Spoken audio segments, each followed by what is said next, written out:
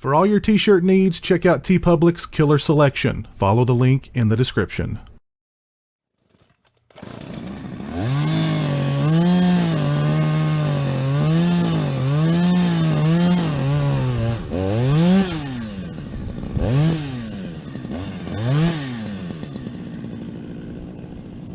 Hey, what's up, people? Pizzal here, and first let me say, happy Halloween. I hope you guys out there are all having a happy, safe, healthy, candy and horror movie filled Halloween. And to celebrate today, I decided to put a video together ranking the Halloween movies from least to beast. So I hope you guys enjoy this video. Stick around to the end of it because I'll be back at the end of the video. But yeah, hope you guys enjoy my ranking of all of the Halloween films. And yeah, so without further ado, here we go. I've said it before and I'll say it again. Rob Zombie's Halloween is the most depressing movie-going experience of my life. Flashback to the early 2000s. The success of the Texas Chainsaw Massacre and Dawn of the Dead remakes pretty much guaranteed that every horror classic would sooner or later be raked across the remake coals. It was a dark time for horror fans as one inferior remake/reimagining after another inundated theaters. It was only a matter of time before John Carpenter's classic Halloween would be next. When it was announced that Rob Zombie would be writing and directing the remake, many saw it as a stroke of luck. Zombie had two things going for him. He was a horror fan who allegedly recognized Halloween as a classic, and he had already written and directed two successful horror films in House of a Thousand Corpses and The Devil's Rejects. If Halloween had to be remade, who better at the helm than Rob Zombie, right? Instead of the subtlety and suspense of Carpenter's original, Zombie goes for an all-out, in-your-face barrage of hopelessly white trash characters, cringy dialogue, and buckets of blood. Zombie also eschews the mystery of Michael Myers. Instead of a force of nature driven by obsession, Zombie provides Myers with an elaborate backstory to explain his homicidal ways.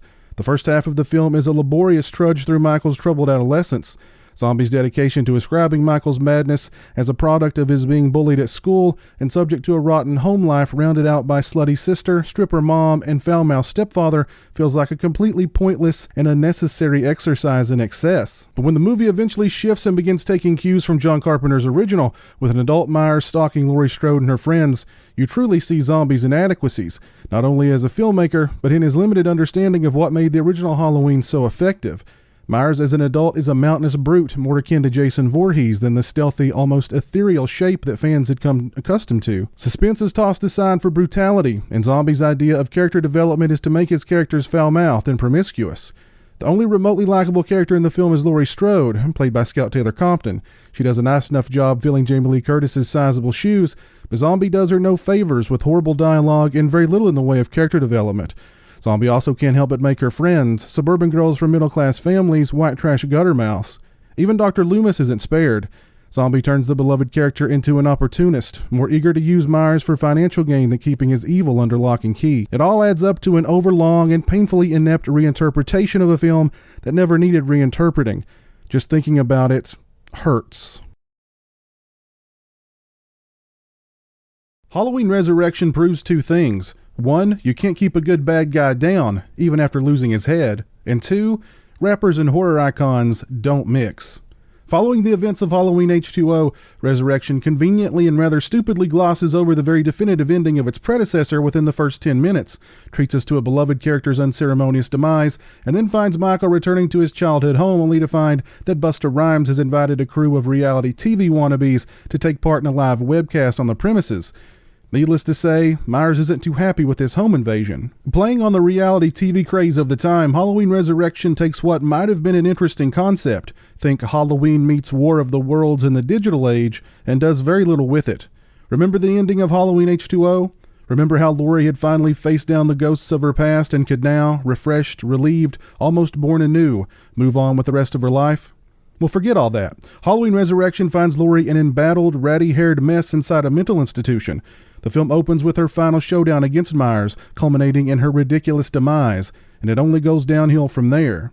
Halloween 2 director Rick Rosenthal returned for this 8th entry and provides a steady hand behind the camera. The problem here is the script and the questionable casting choices.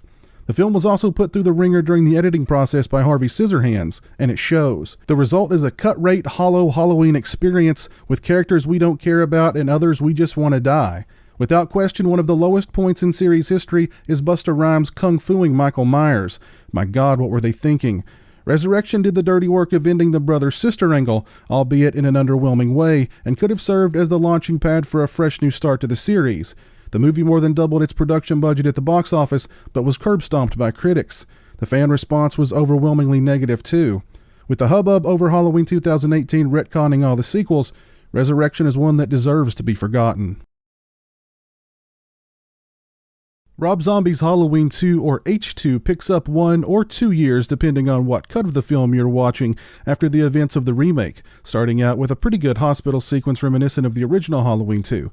From there, we discover that Michael survived that pesky point-blank gunshot to the face and has been roaming the countryside ever since, occasionally visited by the apparition of his dead mother and a white horse. We also discover that Laurie, played again by Scout Taylor Compton, is pretty much a wreck. She's moved in with Annie, played again by series favorite Danielle Harris, and her father, Sheriff Brackett. Unlike the remake, Zombie actually allows his family unit to behave like a family, albeit one that has been through hell. The kind of post-traumatic stress that both Annie and Laurie exhibit here feels natural and uninhibited, and both turn in fantastic performances. Brad Dourif, returning as Annie's father, and the Sheriff of Haddonfield steals the show, delivering a performance far better than the film like this deserves. Instead of cringy dialogue and white trash caricatures, Zombie lets the three leads behave like actual human beings. Very damaged human beings, but human beings nevertheless, and because of this, you feel for them. Hell, even Michael Myers has a moment or two in which he elicits sympathy. In the remake, the adult Myers is nothing more than a hulking brute. Here, Zombie does a good job of making Michael feel human, a character just as damaged and almost as vulnerable as Laurie. Not so much a force of nature, but a product of mental illness. Even Dr. Loomis, who's capitalized on Michael's bloody legacy with a best-selling book, is too crippled with regret and self-loathing to enjoy the spoils. However, this is a Rob Zombie film, so expect his trademark brutality and penchant for hopelessly white trash characters.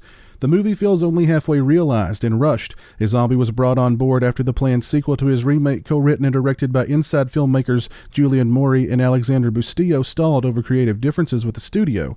Zombie delivers about half of a solid film here, but unfortunately fills in the gap with meaningless, trippy visuals, white trash characters, and a supporting cast that is criminally underwritten and easily forgettable. This is what Rob Zombie's Halloween should have been. Instead of Zombie trying to do Carpenter and failing miserably, here Zombie just does himself. That sounds weird. 20 years after the night he came home, Jamie Lee Curtis returned to the series, reprising her breakout role as Laurie Strode. The movie finds her teaching at a private school in California, and very much still haunted by the past. Even though she's changed her name and relocated to the West Coast with her teenage son, Laurie's bloodthirsty brother still manages to track her down. Now his sights are set not only on his estranged sister, but his nephew as well. In 1996, Scream took the world by storm. It was a slasher flick that both horror fans and general audiences loved, and it made a killing at the box office. The film was heavily inspired by John Carpenter's Halloween and referenced the film several times throughout. Scream served as a reminder of how important Halloween had been to the horror genre while introducing it to a new generation of fans. It seemed like a given that Dimension Films, who released Scream and also owned the rights to Halloween, would fast-track another installment, which premiered 2 years later, near the 20th anniversary of the first film's release. Whereas Scream took a page or 2 or 3 from Halloween, Halloween H2O feels very much like a product of its time, more so a clone of the self-aware trendy slashers of the 90s than a true continuation of the first 2 Halloweens. The movie opens strong with Myers paying a visit to an old acquaintance before heading west. Myers even makes a pit stop along the way to rudely interrupt a mother and her young daughter at a secluded rest stop. Both sequences do a good job of creating suspense. However, once Myers lands on campus, the movie loses focus. Instead of building on Laurie's haunted past, her paranoia driving a wedge between her and her son, or the fact that she's a borderline alcoholic because of it all, H2O seems more intent on appearing hip and rushing us toward the big showdown in the final act. It was great seeing Jamie Lee Curtis return to the series, and her coming face-to-face with Michael Myers again for the first time in nearly 2 decades definitely got the fanboy inside excited. The rest of the cast is strong, including a young Josh Hartnett and Michelle Williams. Steve Miner provides a steady hand behind the camera, and Chris Durand is a serviceable Myers. It just feels like something is missing. On top of that, the movie hasn't aged well, limiting its rewatchability. Even Curtis herself has voiced her dislike for the film as of late, claiming she only did it for the paycheck. The showdown between Laurie and Michael at the end is fun to watch, and the finale would have served as an adequate capper to the series, with Laurie standing strong, finally freed from the demons, or in this case demon, of her past. Of course, that wasn't the case, and we ended up getting H2O isn't a bad movie. It just feels uninspired, pedestrian, and very, very 90s. Directly following the events of Halloween 4, Michael finds refuge in the shack of a mountain man. Wait, are there mountains in Illinois? Who very kindly opens his home to Myers while he hibernates for a full year until the following Halloween. Once awake, Myers thanks the mountain man for his extremely generous hospitality by quickly slaughtering him, and then Myers sets his sights again on his now mute niece who's been admitted to a children's hospital. Wanting to capitalize on the success of Halloween 4, executive producer Mustafa Akkad rushed Halloween 5 into production, with the intent of releasing it in theaters less than 1 year after Halloween 4's premiere. The result is a film that feels not even halfway realized, and quite frankly, incomplete. According to reports from the set, the script was a work in progress, and director Dominique Othénin-Girard was in way over his head. Othénin-Girard brings a European aesthetic to the film, which was an interesting touch, but unfortunately little else. Girard's decision to kill off fan-favorite character Rachel in the first 15 minutes served as a harbinger of what's to come. From there, we get an uneven, disjointed mess of a movie with questionable shifts in tone, character choices, and even locations. Somehow the Myers house, formerly a very plain two-story affair, has now morphed into a labyrinthian Victorian mansion. Instead of continuing Rachel's character arc from the previous film as Jamie's loving protector, the movie shifts that responsibility to Tina, easily one of the most annoying characters in horror movie history. The inclusion of the Man in Black was an element added during filming. Girard has admitted that he had no idea who the Man in Black was or what specific purpose he was intended to serve. He simply needed filler and left it to the poor soul tasked with writing the next film to figure it out. It also seems like most of the first half of the movie is shot during the day, with Myers lingering about in the background. For being Haddonfield's most infamous resident, Michael Myers can somehow stomp around town, all 6+ feet of him, broad-shouldered, in a bright white mask, in broad daylight, and no one seems to notice. And what's with the circus music that plays whenever the two cops are on screen? They can't even get the mask right, for God's sake. What is this thing? On the bright side, I do dig Donna Pleasance's performance as Dr. Loomis in Halloween 5. At this point in the series, Loomis is a beyond broken man, both physically and mentally. The sequence in which Loomis takes a 2x4 to Myers while raving, "Die, Michael, die!" is gold. Halloween 5 was released less than 1 year after Halloween 4. It tanked. In most regions outside the US, it went straight to video. The biggest and maybe meanest trick Halloween 5 played on viewers was the promise made on the back of the VHS box about finally unmasking Michael. He's unmasked, all right, but all we see is stuntman Don Shank's face in the shadows, sans makeup, dark hair pulled back. Michael had somehow, in less than 1 year's time, transitioned from white bread burn victim to handsome Native American. What strange sorcery did that mountain man possess? Screenwriter Daniel Farrens was assigned an arduous task with writing the script for the 6th Halloween film. How do you tie up all the loose ends Halloween 5 left hanging? The answer? A druid cult, of course. Halloween 6 finds Michael Myers 6 years after the events of the previous film, residing in the bowels of Smith's Grove Sanitarium, where his niece Jamie and her newborn baby are being held captive by the cult. Fearing for the life of her baby, Jamie escapes with Myers in hot pursuit. Eventually, Michael finds his way back to Haddonfield in search of his great niece, who's now protected by an all-grown-up Tommy Doyle and the now-retired Dr. Loomis. Man, that's a lot of plot, and we've really only scratched the surface. The film attempts to explain Michael's immortality and his desire to kill his family as a curse bestowed upon him by the cult, in which he must sacrifice his entire family to a constellation known as Thorn, which appears occasionally on Halloween night. When it appears, Michael gets an unscratchable itch to off his relatives. Once Michael sacrifices all members of his family to Thorn, the curse can then be passed on to a new host, and the new host's family will be marked for the next sacrifice. How'd we go from a guy in a mask stalking babysitters to druid cults and curses? Is this Halloween 3? Part 2? Still, even with the far-out plot, Halloween 6 is a fun, if not at times confusing, ride. Paul Rudd made his big screen debut as the adult Tommy Doyle here and delivers a fine performance, as does Marion Hagen. Halloween 6 also marked the final appearance of the venerable Donald Pleasance as Dr. Loomis, who passed away shortly after filming completed. Director Joe Chappelle does an outstanding job capturing the look and feel of fall here, probably more so than any other entry in the series, and supplies the film with plenty of slick visuals. However, the movie suffered from poor test screenings, resulting in about 1/3 of the film being reshot. Things sacrificed to appease the 14-year-old boys who comprise the test screening include plot points and continuity that made an already difficult storyline now impossible to follow, and a finale that's lackluster to say the least. Halloween 6 also drew controversy over its recasting of Jamie Lloyd. Instead of Danielle Harris, who fans had grown to love from the previous two entries, producers lowballed her financially, and feeling insulted, she passed on the film. Still, despite the confusing storyline, the lame ending, some lapses in logic, and what's up with those fetuses in the jars, Halloween 6 has a special place in my heart as a fun, stylish Halloween film that perfectly captures the look and feel of the fall season. Without question, one of the most bootlegged films in cinema history, Halloween 6 The Producer's Cut began making its rounds in the late 90s, early 2000s, passing from one curious fan to another via horror message boards and fan conventions. The Producer's Cut soon became a highly sought after and enigmatic item. The basics from the theatrical version remained, but with most of the blanks filled in. Whereas the theatrical cut opted for flashy editing over coherent storytelling, the producer's cut restores many plot points that make the narrative a bit easier to follow. The producer's cut also provides a little more depth to the cult angle and the Curse of Thorn itself. The last act of the movie is almost entirely different in the producer's cut, and a bit more fulfilling. Instead of fetuses in jars and Michael beaten with a pipe until green jelly oozes from his eye holes, we get a more open-ended and, quite frankly, chilling conclusion that finds Dr. Loomis now branded with the Mark of Thorn and cursed to be Michael's keeper. While the producer's cut is a more complete, coherent version of Halloween 6, it certainly has its shortcomings. The demise of Jamie Lloyd at the hands of the Man in Black is unsatisfying, not that her ridiculous death via farm machinery in the theatrical cut is any better. And are we to believe that Michael actually fathered Jamie's baby?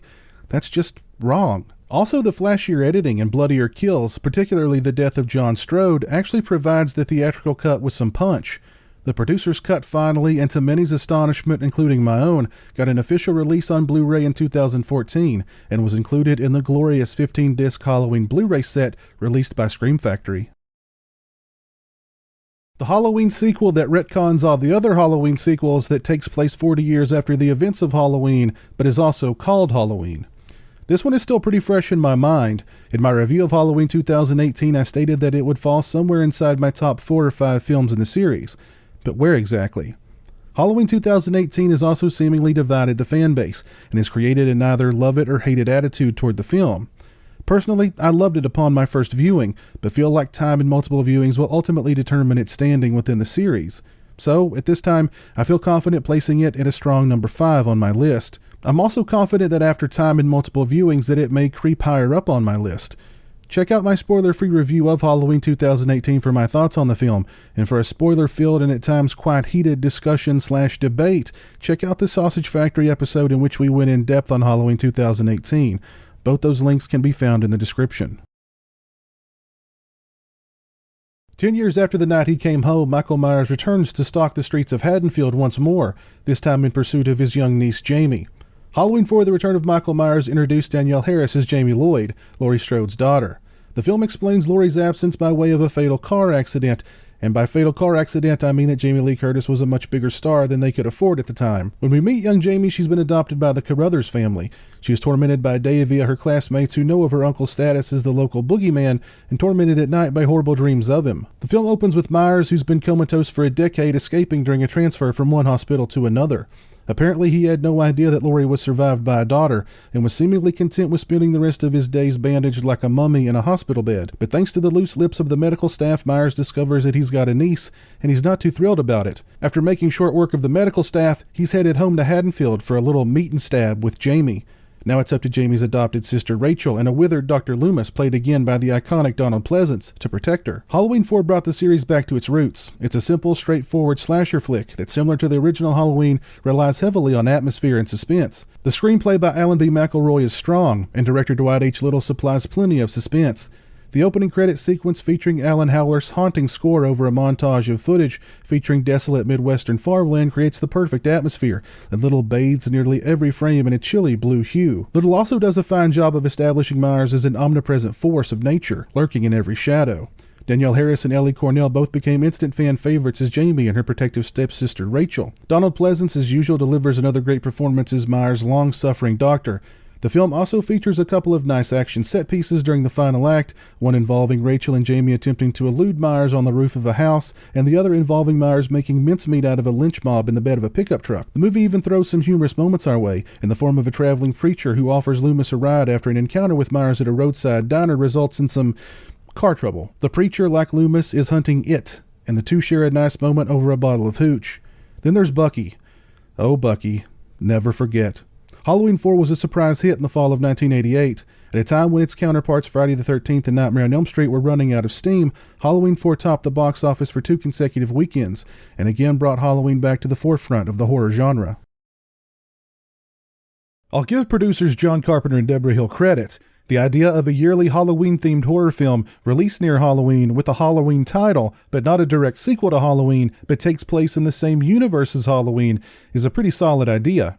However, calling that movie Halloween 3 and marketing it as a direct sequel to Halloween and Halloween 2, even though the film shares absolutely no similarities to either of those films, not so much. Halloween 3 Season of the Witch finds Playboy Dr. Dan Chalice, played by the Atkins, uncovering a fiendish plot by a mask-making madman who's planning to kill millions of children on Halloween night by utilizing a Celtic ruin that will transmit to a device implanted in his masks, triggering some pretty nasty results.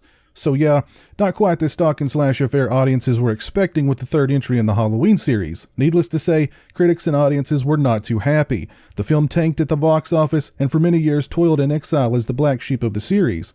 In more recent years, however, audiences have given Halloween 3 the opportunity to stand on its own, and many have finally come to embrace the film for what it is. As for what exactly Halloween 3 is, that's an entirely different question. Think black magic, Celtic ruins, cyborgs, Stonehenge, human heads melted and disfigured while snakes, spiders, and all manner of creepy crawlies ooze from every orifice. Yeah, that's Halloween 3, and damned if it ain't one supremely entertaining sci-fi horror flick. Tom Atkins plays Dr. Chalice. He's a borderline alcoholic and won't be winning any awards for Father or Husband of the Year anytime soon. Chalice embarks on a road trip with the daughter of a patient murdered while under his care. Soon they meet Colonel Cochran, the man behind the Silver Shamrock Novelty Company, whose masks are all the rave this Halloween. Chalice and Ellie, played by Stacey Nelkin, uncover Cochran's fiendish plot and are tasked with stopping him in order to save untold scores of children as the clock ticks down to Halloween night. Tom Atkins was the perfect anti-leading man for this very anti-hero role. The casting of Dan O'Hurley as the Celtic warlock Colonel Cochran was another inspired choice. O'Hurley imbues Cochran with a kind of playful sort of evil that is perversely captivating. The film features some very nice and truly unsettling special effects that should make anyone's skin crawl. The score by Alan Howarth and John Carpenter is chilling, including a jingle that is absolutely impossible to get out of your head. While the studio wanted a happier ending, writer-director Tommy Lee Wallace stuck to his guns, delivering an ending truer to the character of Chalice and a clear homage to Invasion of the Body Snatchers. Being dubbed a Halloween film was ultimately both a blessing and a curse for Halloween 3 Season of the Witch. If it had been simply titled Season of the Witch, the film may have fared better with audiences and critics at the time, but would we be talking about it today? Being branded the third Halloween film while having no connection to the previous two made it something of an odd curiosity that even the most ardent detractors felt compelled to revisit and eventually celebrate. It's not a Halloween film, but it is a Halloween film, if that makes sense, and a damn fine one at that. Picking up directly after the events of the first film, Halloween 2 finds our battered heroine Laurie Strode transported to Haddonfield Memorial Hospital, while Michael Myers, after taking 6, really it's 7, keep count, shots from Dr. Loomis's revolver and a swan dive out a second-story window, now lurks the backyards and side streets of Haddonfield. After a couple of not-so-neighborly visits, Michael discovers Laurie's whereabouts, and we discover that the night he came home has just gotten started. With Halloween 2, John Carpenter conceded directing duties to newcomer Rick Rosenthal, who, thanks to returning cinematographer Dean Cundy, captures a similar look and feel to the first film. Halloween 2, however, takes on a darker, more ominous atmosphere thanks in large part to Dick Warlock's portrayal of the Shape. Here Myers is less of a force of nature, but a force of pure evil, as nearly all of his human traits have been shed and replaced by a more demonic nature. The film also ramps up the violence quotient, surely as an answer to the Savini-style splatter flicks inundating cinemas at the time. The movie does an excellent job of turning the typically brightly lit and sterile hallways of a hospital into a hellish maze, the perfect setting for the cat-and-mouse game Laurie and the Shape spend the final act of the film engaged in. The movie concludes with a harrowing sequence in which Dr. Loomis makes the ultimate sacrifice in order to save Laurie and put an end to Michael's evil. Halloween 2 is famous, or rather infamous, for introducing Michael Myers as Laurie Strode's brother and ascribing the Shape a motive. Carpenter has admitted that making the two siblings was a bad idea and chalked it up to a late night of writing, being bereft of ideas, and having a bit too much to drink. Carpenter and co-producer Deborah Hill had wanted Halloween 2 to jumpstart a yearly anthology of movies to be released in the fall, and each film feature a different story that takes place on Halloween night. Because the original Halloween had been such a success, however, executive producer Dino De Laurentiis wanted a direct sequel and informed Carpenter and Hill that it was going to happen, with or without their involvement. Begrudgingly, Carpenter agreed to write this screenplay and he and Hill would co-produce. Carpenter's cynicism toward the material and toward the Hollywood system that he spent much of his career rebelling against is certainly present in Halloween 2, particularly in the character of Bud and in the film's overall darker, more nihilistic tone. Because the movie picks up directly after the events of the first film, there's an added urgency to Halloween 2 and a sense of dread that permeates the entire film. The performances all around are solid. Jamie Lee Curtis, despite being comatose for most of the movie, delivers when it matters, and Donald Pleasance, as usual, is on his game as the stalwart Dr. Loomis. Halloween 2 abandons the subtle suspense of the first film for a more out-and-out slasher movie approach, but does so in a highly effective manner. Whether or not you dig the brother-sister angle the film introduced, there's no question that Halloween 2 is a worthy successor to the original. It feels like a proper continuation, but ups the ante the way any good sequel should. It's not on the same level as the original Halloween, but Halloween 2 is on its own level as one of the best franchise sequels ever made. What more can be said about the greatness of Halloween, or its importance to the horror genre? John Carpenter and co-writer-co-producer Deborah Hill took the simplest of outlines, an escaped mental patient stalking babysitters on Halloween night, and instead of making a B-grade schlocky slasher flick, they created a simple, subtle, suspenseful, slick, and skillfully executed classic. The babysitters weren't scantily clad bimbos blinded by unbridled hormones, but characters imbued with authenticity and depth, and the escaped mental patient wasn't just some drooling maniac with a knife, but an enigmatic force of nature. Carpenter and cinematographer Dean Cundy frame each shot with a subtle ambiguity, giving even the daytime sequences a sense of foreboding and threat.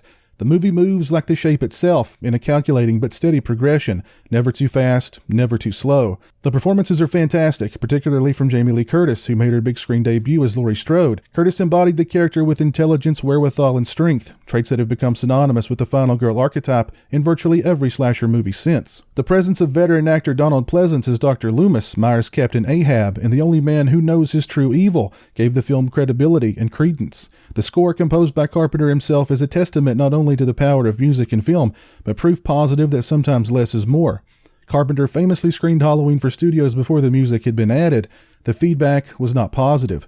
They called the movie boring. The opening sequence in which the audience is placed in the point of view of a young Michael Myers on the night he murdered his sister, or the sequence in which the Shape's mask, an altered William Shatner Star Trek mask, slowly comes into view from a darkened room behind Laurie, exhibits a kind of technical savvy far beyond Carpenter and crew's limited means, both budgetary and as young filmmakers. In Halloween, Carpenter creates such a mystique for Michael Myers, the feeling that he's not human, but a force of nature, that when he is eventually unmasked, audience members expecting a monster beneath the mask reacted with horror at the revelation that Myers was merely an ordinary, if not somewhat angelic-looking young man. The film culminates in a thrilling chase and eventual standoff in which Myers is shot 6 times by Loomis and plummets out a second-story window. A tearful and exhausted Laurie asks Dr. Loomis, "Was the boogeyman?" To which he replies, "As a matter of fact, it was." Loomis then discovers that, like any good boogeyman, Michael took those 6 slugs and that little plunge like a champ and has now slipped away into the night. Loomis's expression is not one of shock, but of acknowledgement, proving what he's always feared. The film ends in a chilling montage of locations the Shape had been, with his trademark heavy breathing growing louder and louder. The Shape is not only still alive, but now he is everywhere. To call Halloween one of the most influential and important horror films ever is a gross understatement. The film inspired an entire decade's worth of imitators and proved to Hollywood that horror was a hot commodity. Halloween wore the crown as the highest-grossing independent film of all time until it was eventually unseated over 2 decades later by the Blair Witch Project. Halloween is a classic, not just a great horror film, but a great film by any genre standards. How does that get your ghost? So there you have it, guys, my ranking of all the Halloween films from least to beast. I hope you enjoyed it. I hope you guys all have a great, safe, happy, healthy, candy and horror movie filled Halloween. Please share with me your own ranking of the Halloween films down in the comment section below. Please share with me what your plans are for today. Are you going to go trick-or-treating? Are you going to hand out candy? Are you going to any Halloween parties? Or are you going to just stay in and have a horror movie marathon? Please let me know your plans for tonight down in the comments section below. I really appreciate you guys watching. I know this was a longer video, but I really wanted to get this video right because it's Halloween. It's every horror movie fan's favorite day of the year, and I wanted to celebrate it in the right way. If you liked the video, please leave it a thumbs up, share it. Yeah, if you're not following me on social media, those links are in the description. They're also right around here. As always, thanks so much for watching, guys. I really, really appreciate it. Take care, and until next time, peace. Join the A Buck a Month Club and help support my channel on Patreon. Thank you to my current patrons, Kevin Smythe, Orc145626, B-Movie Mike, Robert Sobel, Turi Delamore, Stephen Flanagan, Lori Holt, Mitch Odell, Farron Sutton, Craig Farrand, Jeremiah Lambert, Grindhouse Grotto, Joseph Charlesworth, Chris Earls, Derek Jana, Demon Waffles, Tim Williams, Stone Gassman, Zachary Barton, Mr. Bibby 86, James Welch, Eli Geisler, Jeff Overing, Cliff Hostetter, Kyle McGuire, Jay the Stingray, Lauren Dixon, and Travis Davis.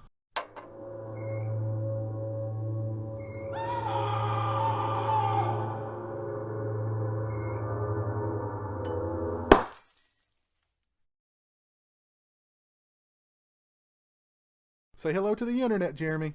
Hello to the internet.